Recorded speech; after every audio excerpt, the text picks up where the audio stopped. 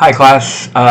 So it's a snow day today, but I didn't want to fall behind on the schedule, so I'm recording a lecture. It'll be about the same amount of time as a normal lecture, and you'll get attendance credit today if by the end of the day today you sign in with the password SNOW. So you can go there right now and sign in with SNOW. I think that should work until the end of the day to get credit for today's attendance. One more housekeeping thing. So we're moving on to Unit 2. We're in Week 4. We're starting with Locke and compatibilism. Today we're talking about the free will debate. You have replies for your Lesson 1 post due today. So everyone should have your posts in the Discussion 1 forum, and a lot of people have been doing replies already. Make sure you do 2 replies, I'm asking, by the end of tonight. I wanted to emphasize that I think in the syllabus I say that the replies should be, the comments should be about a paragraph long, but I don't really say what that means. I think of a paragraph about 150 words or so. So if you did at least 150 words, again, I'm grading by engagement. How much effort did it seem like you put into your comments and your thoughts? So sort of little quick comments might not get as much credit. If you didn't get as much credit as you were expecting on your replies, just do some more replies. It's okay to do a couple of quick comments for a few points and then just do a bunch of those in order to make up that comment credit. The comments are 10 points each, so that's 20 points of the discussion forum on your comments.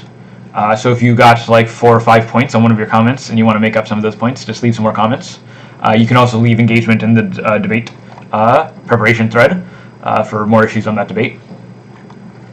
Okay, so that's due tonight. Your first set of notes for the second unit will be due on Thursday night. And then I'm going to be talking about free will for the next couple of days, and then we'll have another debate on free will at the end of week 5. I just mentioned that the midterm dates are in week 8, so that's coming up in a couple of weeks. You should be thinking about, but here we are in week 4. Okay, let's just jump into the material. So I'm in the second readings. Oh, I guess another thing to say is that a couple of people wanted to present to. I guess no one wanted to present today, but make sure that you get your presentations in before Unit 5. Everyone has to give presentations, so if you're these open slot days might mean that people get cramped at the very end. So keep an eye on that. All right, let me get myself out of the picture here. Okay, so I'm in the slides document from lesson 2. So if you go down to the free will debate, these slides, I'm going to put best slides right here. So if you go to these slides. That's these free will slides. So last unit we were talking about what makes something alive and the idea of a soul in Aristotle's sense of being a living creature. We talked about the relationship between functions and complexity and biological organization. Maybe I should actually start. If you look at if you go back to this timeline of Western philosophy, so remember there's this sort of ancient view of Aristotle and all these ancient thinkers, and that lasts for like 1,500 years until around 1600, when the scientific revolution happens. Tycho Brahe and Galileo and Descartes and Kepler and so on. These people are all instrumental in the scientific revolution. So scientific revolution is really sort of the leading edge of the 1600s. Francis Bacon. At the end of the 1600s and into the 1700s, this is where you get the political revolutions. The United States revolutions at the end of the century in the 1700s. So the figure that we're going to talk about most from this period is John Locke, 1632 to 1704. John Locke was born 1632, which is right at the start. So he was born at the start of the scientific revolution, and in fact he lives. Throughout the development of the scientific revolution is really one of these sort of scientific philosophers. Locke basically accepts the modern scientific worldview. He accepts that the Aristotelian worldview is wrong, and so he's looking to develop a new philosophy for the new scientific age. Locke is mostly going to be reacting to Thomas Hobbes. Thomas Hobbes, who lives forever. Thomas Hobbes was born in the 1500s, and he lives until 60. He lives almost 100 years, which is a big deal back in those days. But Hobbes, in some sense, is also responding to the scientific revolution, but he's a political philosopher, thinking almost entirely about political philosophy. John Locke is thinking about not just political philosophy, but also philosophy of mind, and is responding to some of the things that Hobbes says. Okay, so we'll get into this a little bit more. But the framing for this unit is on the free will debate. And the free will debate is really a debate that arises because of the failures of the Aristotelian, the old Aristotelian philosophy. This is sort of essentialist philosophy. So we've already talked about this quite a lot in class. The ancient philosophy sort of gets overthrown by the scientific revolution, and then there's this early scientific revolution that's very hard determinist, and then there's this more contemporary view of scientific mechanisms that's sensitive to complexity and chaos theory and so on. So I've talked about this more contemporary version, but the free will debate is really about the ancient view versus the early scientific view. And so determinism, this clockwork universe that we've been talking about, is really the central issue. And in the free will debate, it's not just, is the world deterministic, or are all your actions determined? But really, the central issue in the free will debate is the relationship between the mechanical universe and deterministic universe on the one hand, and moral responsibility on the other. Right, so it's not just, is the world determined? The scientists are telling us that the world is determined, that the world is mechanical. So the question is, okay, if the science is right, what does that say about responsibility? Right. So again, one more time, the free will debate is not just, is the world fully determined? For the most part, the philosophers in the free will debate accept the scientific consensus that the world is a big mechanical device. This is true in the sort of old free will debate. It's also true in the new free will debate. But for the most part, people accept that science accurately explains the universe in terms of a machine. And so the question is, if that's true, what happens to moral responsibility? Right? What happens to our responsibility for our own actions? Right? If I'm just a machine, am I really responsible for what I do? Right? Again, the question is not, am I a machine? The scientists say that we're a machine. So the question is, so then what happens to responsibility? And in this debate, there are basically three positions that you can take. The determinist position, the libertarian position, and the compatibilist position. The determinist position is sometimes called hard determinism. We'll see that in a second. So yeah, so free will debate is moral responsibility compatible with the deterministic universe? Can I be responsible for my actions if the world is a machine? So yeah, moral responsibility, am I responsible for my actions? So when we talk about responsibility, there's a couple of ways that we might mean responsibility. In the mechanistic sense, am I the cause of my actions? Am I the source of my actions? Was I the one that did it? This is a question you might have, right? And you might think that you can't really be responsible for your actions unless you're the source of those actions, right? If the source is something beyond me, right? If I'm being brain controlled or mind controlled, and someone has a remote control plugged into my brain, and then makes me hit someone in the face, well, that's not really my action, right? Someone else was controlling me, so I'm not the source. Even though it was my body, even though it was my fist, it was my fist hitting your face, but I wasn't the one who was swinging the fist, right? I wasn't the source of that action. Someone else was the source, whoever was controlling my brain. Right, so a condition on moral responsibility is that I'm the source of my actions. Another condition you might think on responsibility is that I was acting freely. Right, so this is, again, that mind control case is a case where I'm not the source of my actions, but I'm also not acting freely. It wasn't right. So you might complicate the mind control case where maybe I want to hit you, and maybe I was about to hit you. And I was really thinking I was going to hit you, and then I decided in my head I'm going to hit you, but I'm still being brain controlled.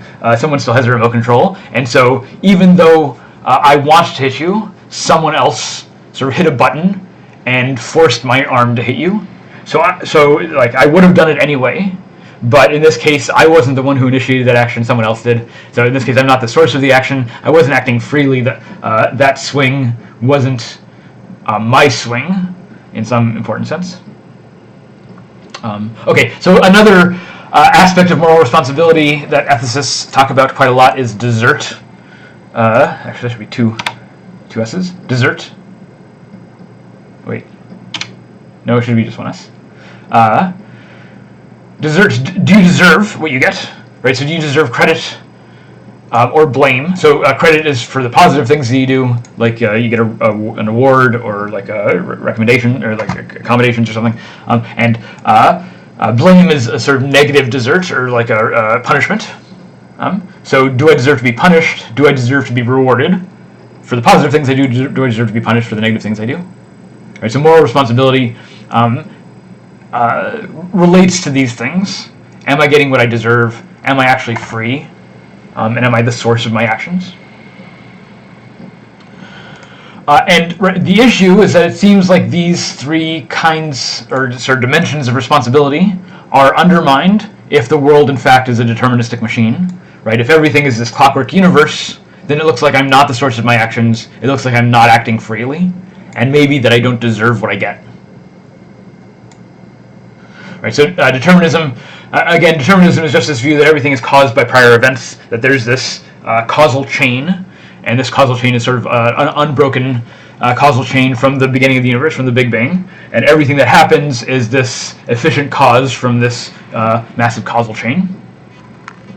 On this deterministic universe, maybe the key feature of the deterministic universe is that there's no miracles in a deterministic universe, that everything that happens in a deterministic universe can be explained by the operations of the rules of that universe, whatever those rules are. So if the rules are the laws of physics, right, then everything that happens can be explained in terms of the process, or the laws that constrain the physical processes, and nothing that happens is unconstrained by those processes, right? So everything happens within the constraints of physics. This is just no miracles. You remember in the Game of Life universe, the rules are not the rules of physics. They're those 4 population rules. No overpopulation, no underpopulation, and so on. Right? So a deterministic universe in the Game of Life universe is just that everything proceeds according to those 4 rules. Nothing happens except what those 4 rules say happens. So a miracle would be something happening in the Game of Life that didn't happen according to those rules. Right? So a miracle in our universe would be something that happened that didn't happen according to the laws of physics, or something that violated the laws of physics.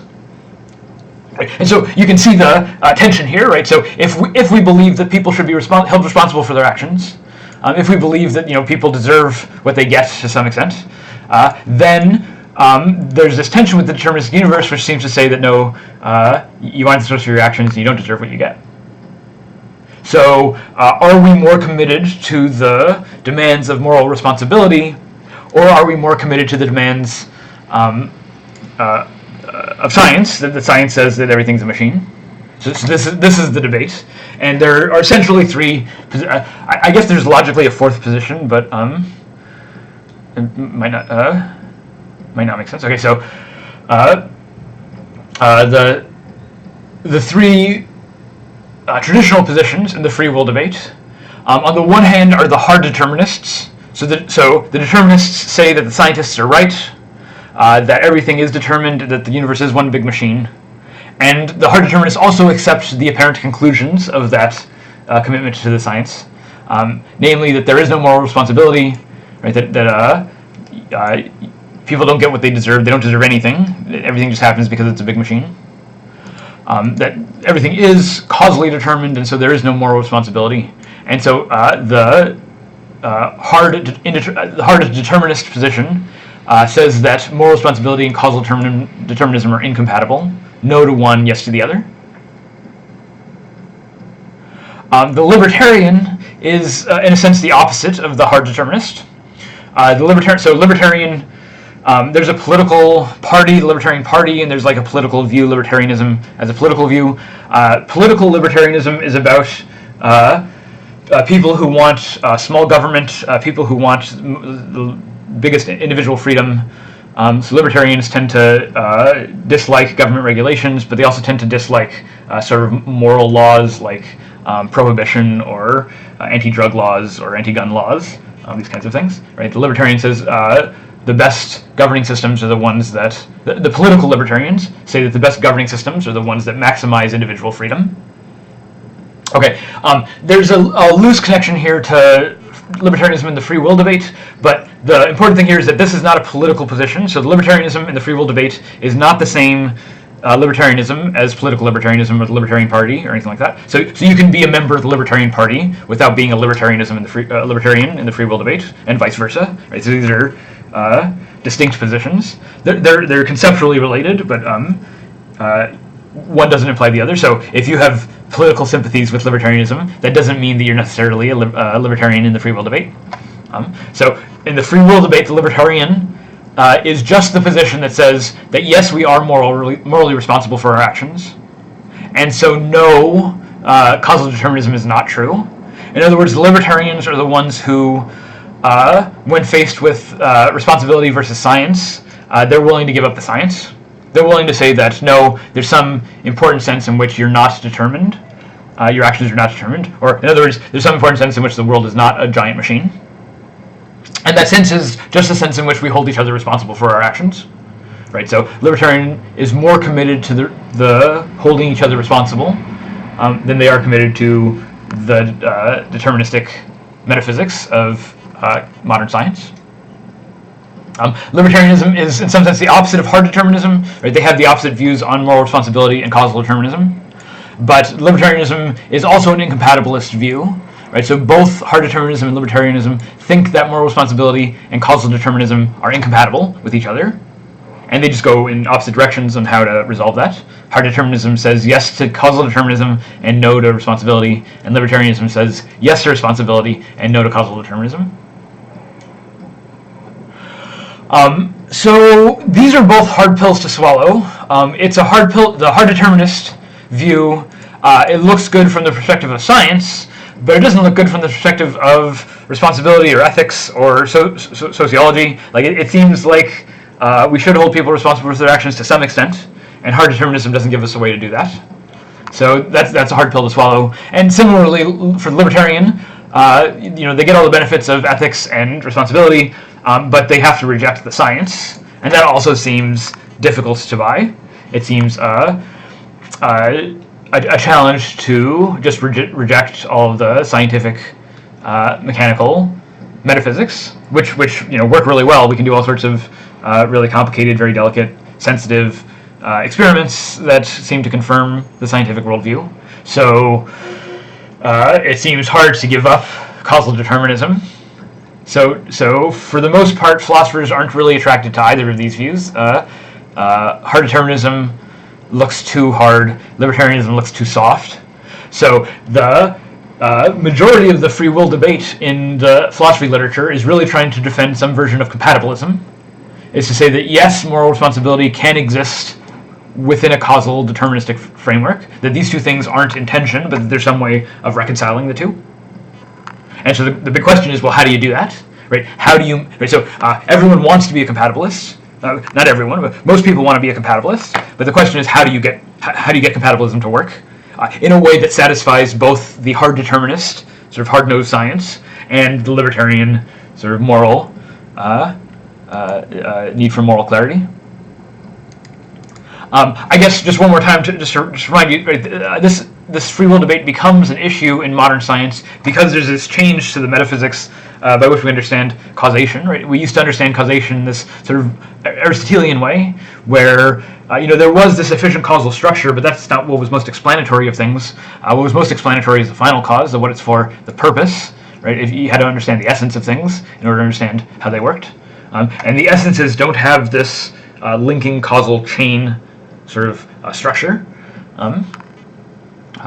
For Aristotle, it's not a causal chain. It's the great chain of being. It's a categorical chain. Right? It's these essences linked up in this categorical way. And that all changes with modern science. Modern science views everything like a machine, sort of domino effect. There's this first cause, and it causes another thing, causes another thing, another thing. Right. So when this domino falls down, that's not a choice, and that's not a freely decided event. That's just the inevitable consequence of what happened before.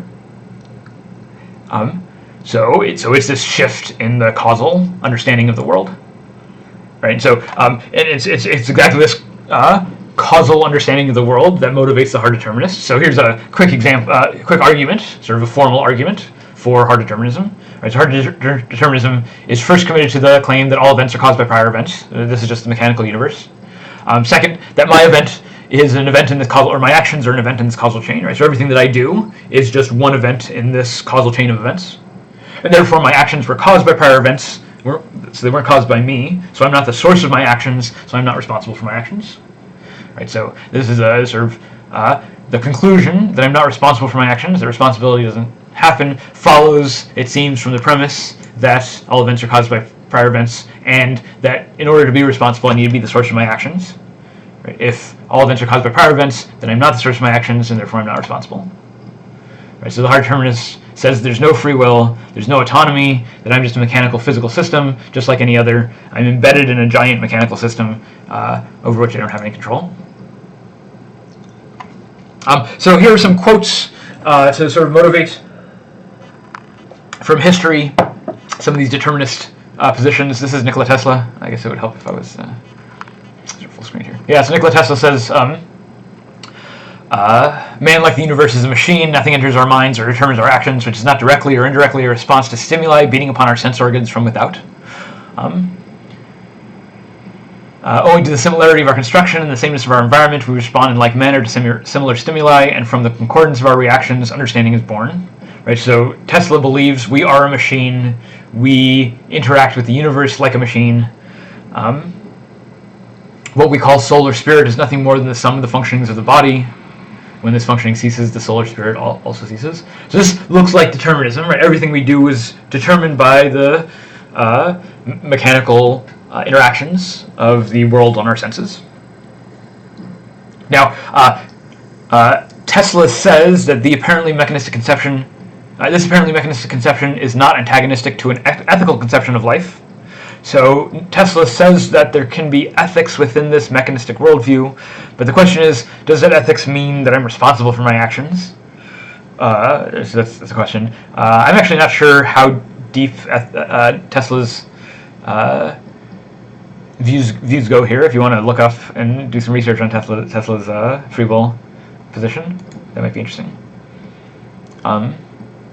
Leibniz, a lot earlier than Tesla, Leibniz discusses the clockwork view of the universe, that the world is a great machine, and it goes on without the interposition of God. So God doesn't intervene.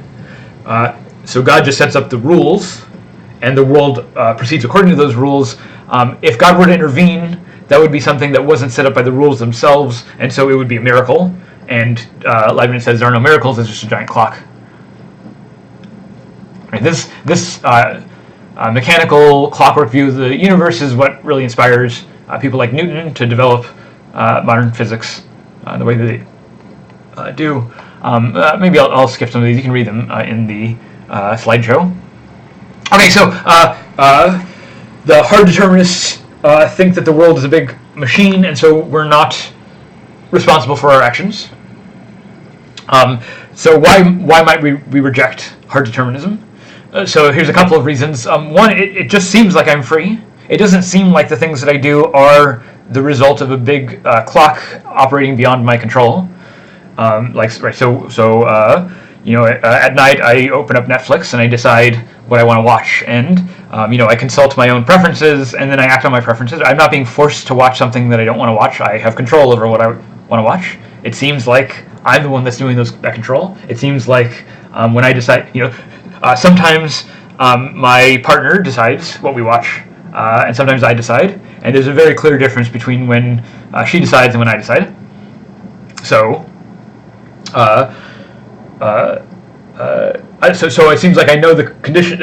I know situations in which I've acted freely. These simple cases, like just deciding what to watch on TV.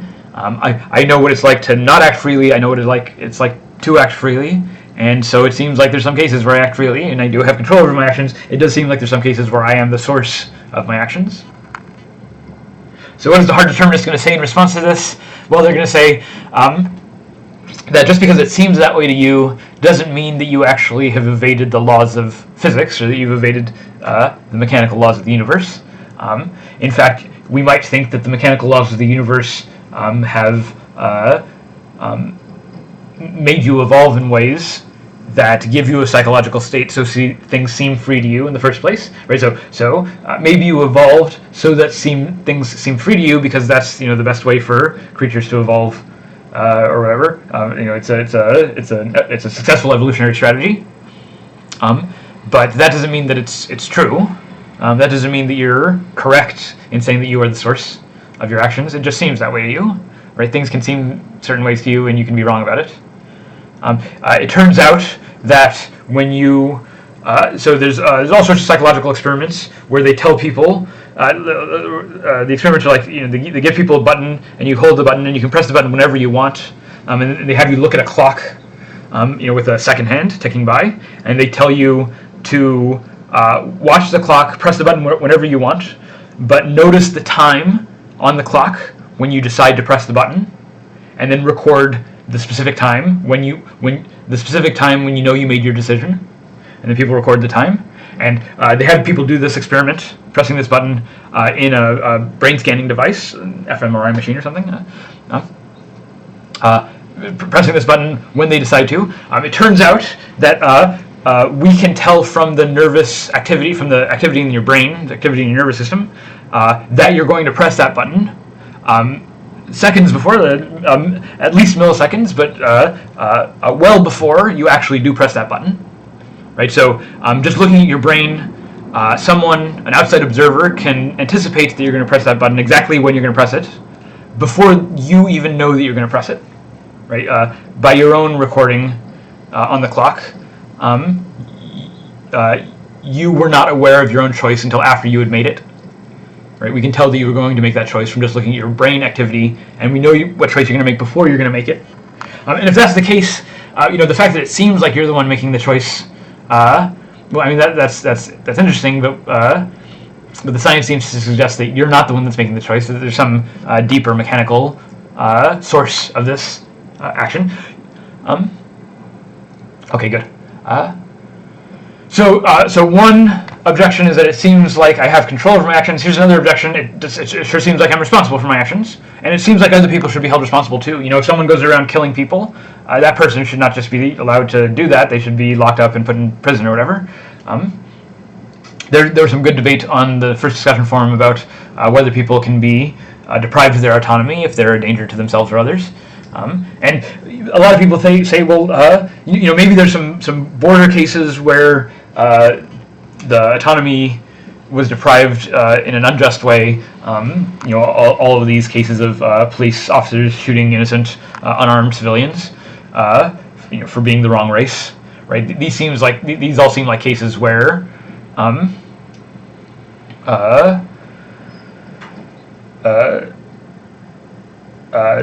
the deprivation of autonomy and even of life happened too quickly, right? So not every case of enforcement is good. There are some cases where depriving people of autonomy is not the right thing to do and is done anyway, and that those cases are unjust. But it seems like maybe there are cases where people should be deprived of autonomy. Someone who's like a serial killer and is committed to killing again, maybe that person should be taken off the streets and thrown in jail. A lot of people have this intuition. A lot of people have this intuition that there's punishment. That person deserves. If someone went around killing a bunch of people, that person deserves to be in jail, right? That there's maybe we even have a moral responsibility to put that in jail for the sake of the families that they harmed or whatever, right? So it sure seems to people like other people ought to be held responsible. That there's something just.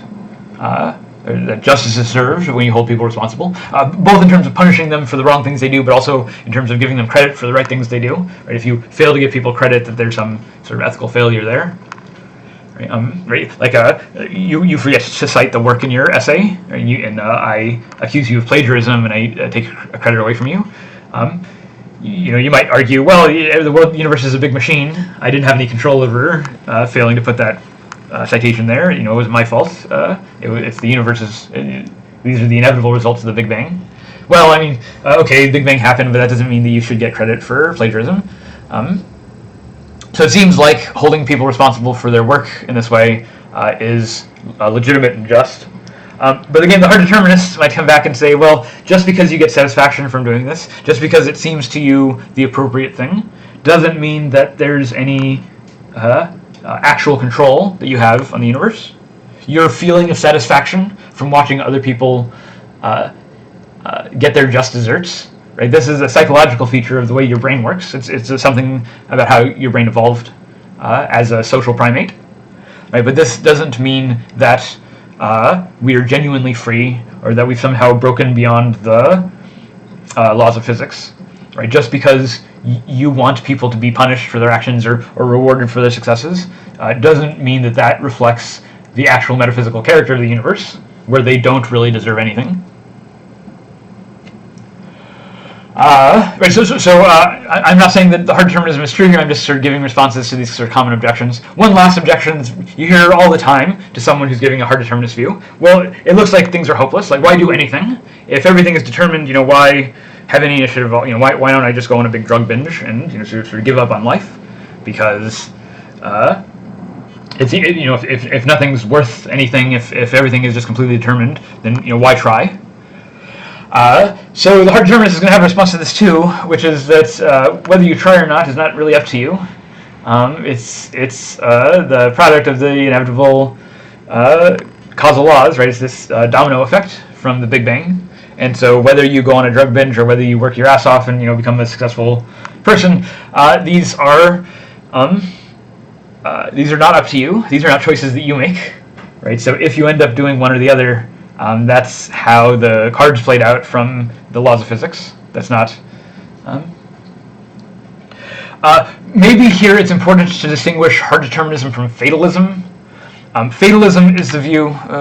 so fatalism is the view that everything happens for a reason, or that there's some destiny, that there's some... there's some grand plan that things are going towards, right? So if you were meant to be a doctor, then you'll be a doctor, and if you were meant to be a drug addict, then you are going to be a drug addict. Right? And the idea is that there's some destiny sort of preordained to happen. So the modern science, the modern scientific view, the determinist view, doesn't need to believe in fatalism. It doesn't need to believe that there's some destiny waiting for everyone. The determinist view simply needs to believe that there was some starting point of the universe, and then it proceeds according to some rules. And that everything that happens according to those rules, right? So, like the Game of Life universe.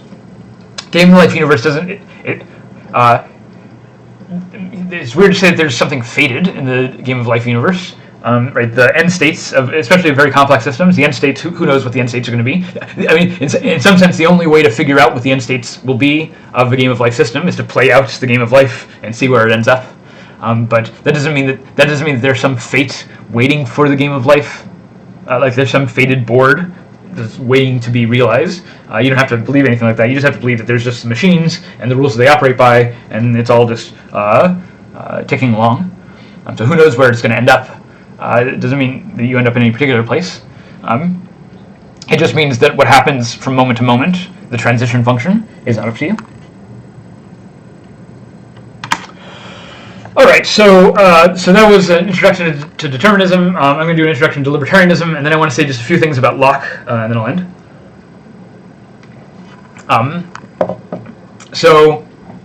The determinist says that I'm not responsible for my actions. The libertarian says that I am responsible for my actions, and in some sense, the libertarian argument here goes in the exact opposite direction as the determinist. So the libertarian, instead of starting with the causal sequence, the libertarian starts with the issue of responsibility. So as a premise, as a starting point, I am morally responsible for my voluntary actions. Maybe not every action. When the doctor hits my knee and my leg kicks out, maybe I'm not responsible for that action. But the actions that I choose, my voluntary actions, I'm responsible for them. And because moral responsibility requires that I'm the source of my actions, then it must be the case that my voluntary actions, because I'm morally responsible for them, it must be the case that I'm the source of those actions. Which means if I'm the source of those actions, and those actions were not caused by prior events, and if those actions were not caused by prior events, it means that some actions are not caused by prior events. It means that some actions exist outside of this chain of inevitable causation. And if something exists outside this chain of inevitable causation, like namely my actions, for which I'm responsible, right? I know that I'm responsible for these actions, so I know that I'm the source of the actions. So I know that there are some actions that exist outside of the inevitable causal chain, and that just means that determinism must be false. So moral responsibility implies the denial of hard determinism. The libertarian thinks that my choices are free, I'm responsible for my actions, my choices are in some sense undetermined or underdetermined by physical law, so that I am genuinely choosing my actions. One way of holding this belief is to believe that my choices come from some non-physical source, like a soul that exists outside of the universe, or outside of the physical universe. One way of believing this, libertarianism, in other words, is to believe in miracles, is to believe there's something like my soul that exists outside of the physical laws. If my soul exists outside of the physical laws, then every action that I take is in some sense a miracle, because it's something that's not determined by the causal sequence.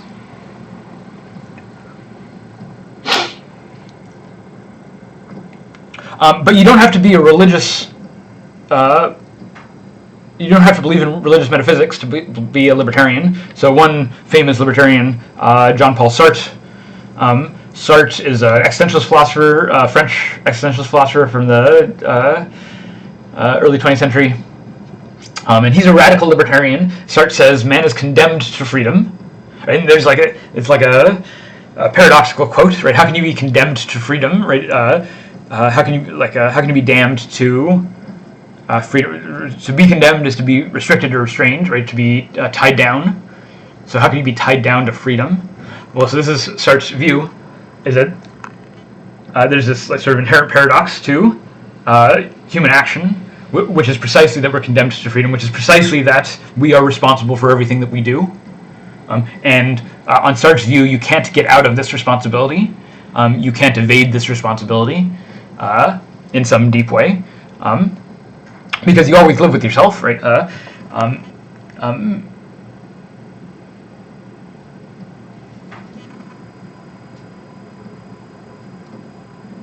Yeah, so you're always responsible for what you do. Sartre is thinking. Let me see what happens. Yeah, so Sartre is thinking about prisoners, especially prisoners of war. So Sartre was in World War I. He fought in the French army in World War I, and he was captured and was a prisoner of war during World War I. Now, a prisoner you might think is the paradigm case of someone who's not free, someone who's chained in a jail cell or otherwise being detained against their will. Right? This is someone who is exactly not free. But what Sartre says is, being in this prisoner of war camp, he sees that all the men. It's not the case that all the men were despondent and depressed and troubled. Sartre says that the men he saw in this prisoner of war camp, some of them were despondent, some of them cried or couldn't talk or were afraid, but others were in good moods, or others helped others, were the sort of people that were keeping the group together, or helped others with whatever they could help with, and had sort of a positive or optimistic mood about it. And what Sartre realized, right, so there's people who are pessimistic about being in jail, and there are people who are optimistic about being in jail, that we're going to get out, that we're going to show these bastards, whatever. And Sartre realized that the fact that they were in jail doesn't determine how they treat their situation. Right? The fact that they were in chains isn't the final word on how they respond to their situation. Some of these people responded to the chains by breaking down, but other people responded to the chains by pulling themselves and others up, right? And so the fact that there are chains doesn't determine how you respond to the situation. In some sense, even in the prison cell, you have some choice over how you treat your circumstances. This is what Sartre means by saying that we're always responsible for what we do, right? If you're in the jail cell, right? Sartre says if you're in the jail cell and you just break down, well, that's something that you chose to do. If you can stay strong, even in that circumstance, that's also something you can choose to do. But really, it's your choice. So you can't. So on Sartre's view, you can't blame the cell. You can't blame the jail.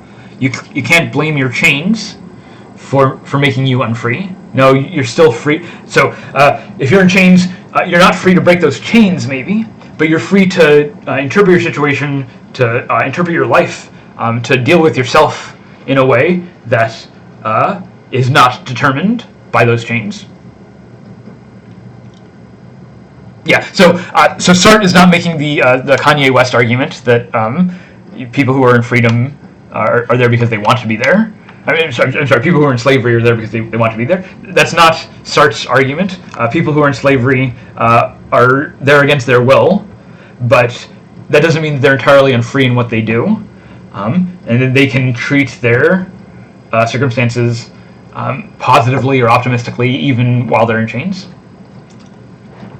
Now, this is a hard argument to buy. Maybe some circumstances really do.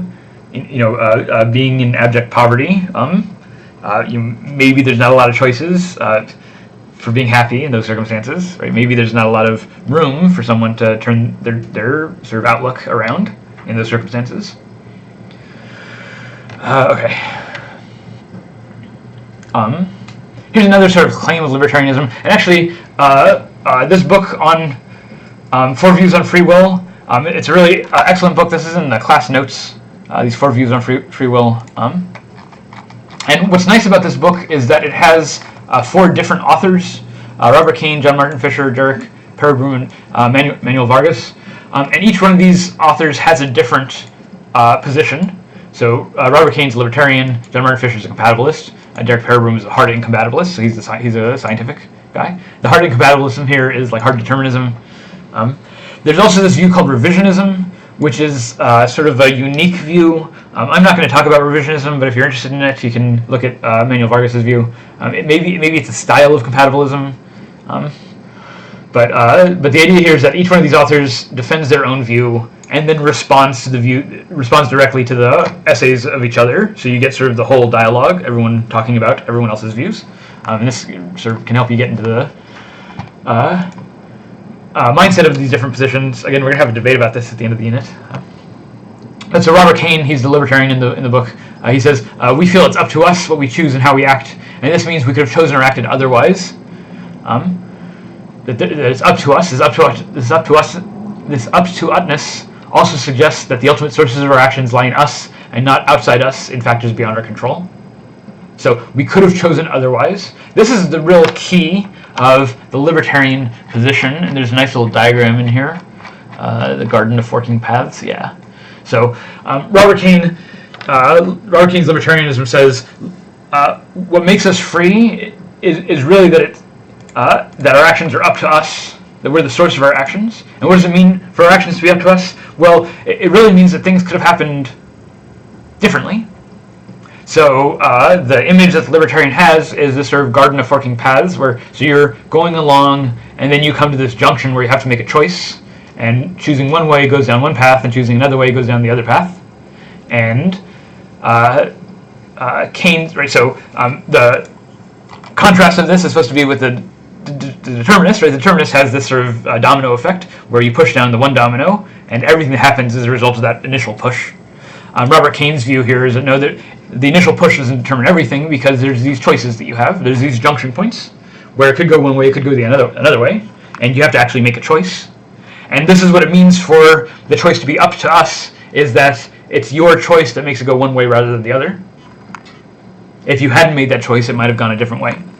And the idea is that every time we make a choice, we're faced with this sort of branching possibilities, where we choose one branch rather than the other. Right, so the libertarian is going to say that what it means to be free, what it means to be responsible for actions, is that we're the ones making these choices. And so the fact that the universe branches in one direction rather than the other is the product of our choice. And we could have chosen otherwise. We could have done otherwise. In the determinist view, you couldn't have done otherwise, right? That domino falls regardless of what it chooses because the other dominoes before it fell. So there's nothing that domino could have done except fall. But on the libertarian view, no, there's these genuine forking paths. So one thing the hard determinist might say is that, well, it might seem like there's forking paths, but in fact there's only this, right, the straight line that actually happens. So let's say you take the top branch here and the bottom branch here, right? That means that this bottom branch never actually occurred. So to put all this detail in this bottom branch seems silly because that stuff never happened. What actually happened was this top branch and then this bottom branch, right? So if you actually look at the sequence of events, you get what's effectively a straight line. You get that domino. and there's just this illusion at these specific points that there's a possibility. That's my cat. I'm sorry. 1 second. I like cat. Don't do that.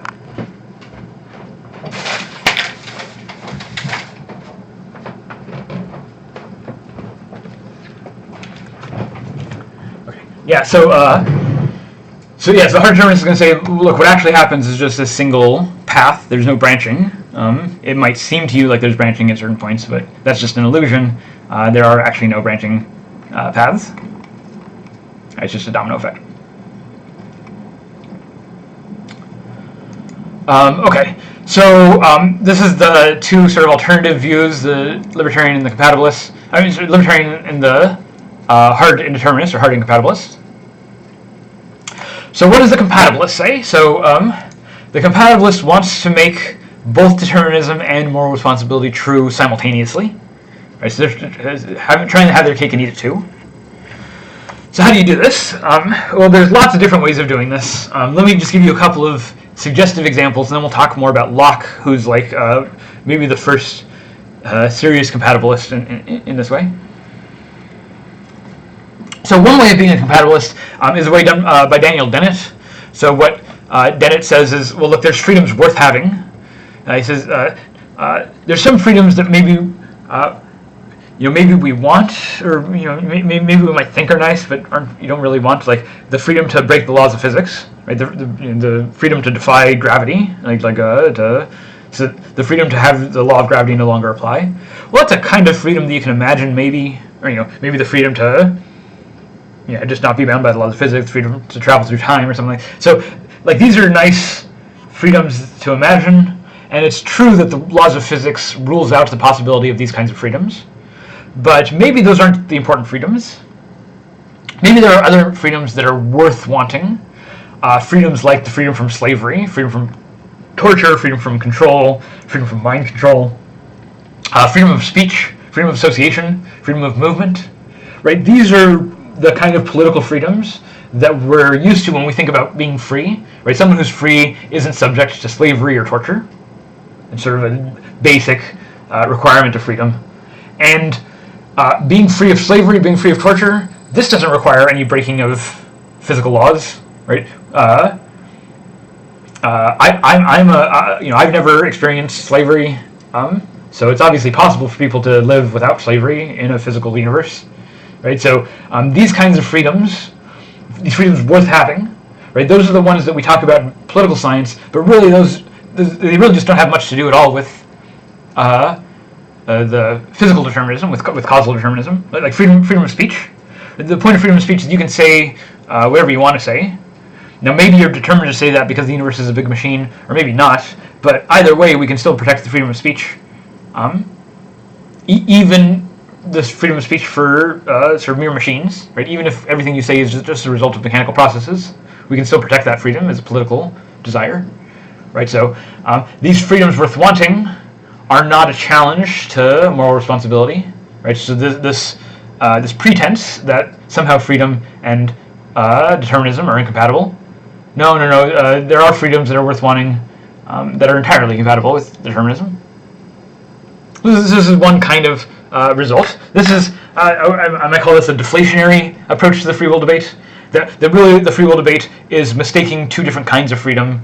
One kind of freedom that's sort of physically impossible, and no one wants that kind of freedom anyway, or sort of except in science fiction sort of scenarios. That's not the freedom that we're really interested in. The kind of freedom that we're interested in are these political freedoms that don't really have a lot to do with the causal structure of the universe.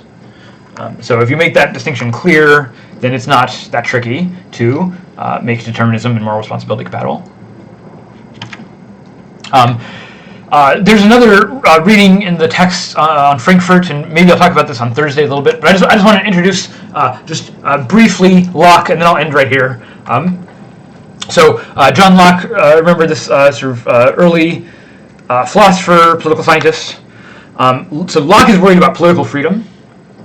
Locke is worried about the freedom to stay out of jail, or the freedom.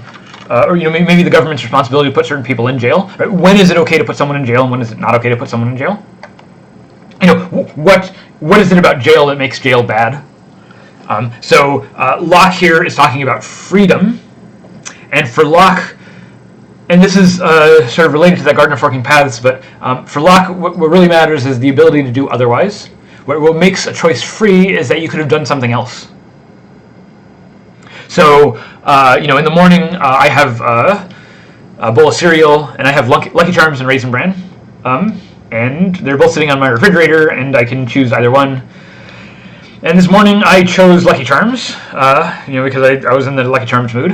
Other days I'm in a Raisin Bran mood, but today I was in the Lucky Charms mood. Okay, so what makes this decision free? Well, I was acting on my desires, and if I'm a big machine, then my desires are just a mechanical product of of the physical universe.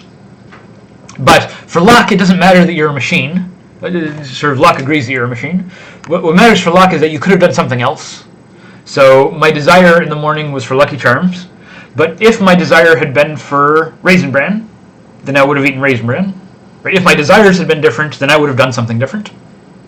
Right? This is what the ability to do otherwise is really about. For Locke, so Locke says you're free when you act on your desires, and what matters about acting on your desires is that if your desires were something different, then you would have done something different. Right? So in the morning, my decision for which cereal to eat is a free action because I ate the cereal that I wanted, and if I'd wanted a different cereal, then I could have eaten that different cereal. Right? This is to be in contrast with the prisoner in their cell. So right now I'm free in the sense that I can stop recording this at any time and walk outside in the cold and rain. And if I wanted to, I could do that. I don't want to. But a prisoner, might be sitting around in the cold, on a cold, rainy day like this, and think that they want to walk outside, but they can't do that. Right? They can't do that until the guard lets them out. Right? So I have choice. I have desires, and I'm able to act on my desires. The prisoner in a jail cell also has desires, but they can't act on their desires because they're constrained from the outside. And that is precisely that. Capacity to act on my desires that makes me free and makes the prisoner not free. It's that capacity to act on my desires, whatever they are. So imagine the prisoner who wants to be in the jail cell. Right? It's cold outside, and the prisoner's like, I'm not going outside. The prisoner couldn't go outside. So the prisoner doesn't want to go outside, saying, I'm fine in the jail cell. I'm not going to go outside. And so in some sense, the prisoner is doing what they want to do. Right? They have the desire to stay inside, and they're staying inside. But what makes the prisoner unfree, even though the prisoner is doing what they want to do, what makes the prisoner unfree is that if they wanted to do something else, they wouldn't be able to do something else because they're in the jail. So they can only do. Right? So maybe it's good for the prisoner that they want to stay inside because they don't really have a choice. Okay, so I'm going to go ahead and stop there. There's a lot more to say. There's a lot more to talk about. Let me go over here. Thanks for listening. There's a lot more to say about free will. Again, we're going to have this debate in class in a couple of weeks. But there's a lot of material to cover, so I really wanted to get started on the free will debate. We'll come back and we'll talk a little bit about Locke's compatibilism. We'll talk a little bit about Locke's theory of the mind and theory of politics. And then we'll probably talk about Frankfurt and some other views also. Thanks for listening. Remember the attendance word is snow. I think that's it. I will see you all on Thursday.